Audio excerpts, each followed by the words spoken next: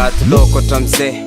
mandeha reky sakafiry kakazo ny tsandravigny fa tsy afaka maniry nahitanao zanatsapa fô nahazo iry tagnaty fokony sy toky afa vonitiry anao tsy niavigny atsika niezaka ny fampiresaka raha sitrapoko ambony feko anao mipetraka tena fampitsiky samy blagy anao mitokiky magnala aingitra tsika samy mivagniky nandeha roandro taty afara zay voazakopy fa tsika roa fa samy tara tsisy nasany topy tsika nampiasa tendro gasy vazaha anao nijereky tagnaty maso efa tsy nazaha de zany risika nandefa texte je t'aime efa fantanao angamba sao le tegna m itinanazy fasafasy aminao za mbola wen fô sarinao jiaby tamin'ny FB nataoko shem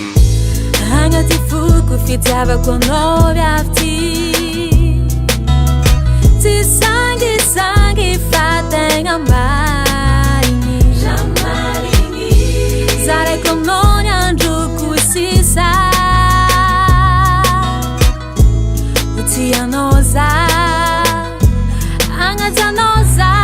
teny fagna miatoky fô tsy sara tia mandramaty na ino kitogny na ino kiatrake fa za matanty anao fitiavako anao anjiliko anao mpanjakako agnaranao antsokoko amisokatra ny vavako agnaty fitiavagna beby tsy maintsy misy ady sa tsy saraka aminao efa nataoko voady anao malalako anao avako anao mamako anao voasanga vitako koa malamatra ny lalako na mianao za fitiavagna na mianao za nitoky na mianao za le fahasoavagna aminao za mora voky anao fiainagna na tsisy avelako misisika na mianao za le cadeau tsara nisy maiky nikitika misy anao za tsy marary misy anao za tsara kaly haiko betsaka viavy fa anao le tsara tary tegna fitiavagna fa tsy juste analazy ary tsy vavafoagna fa anao ataoko mariage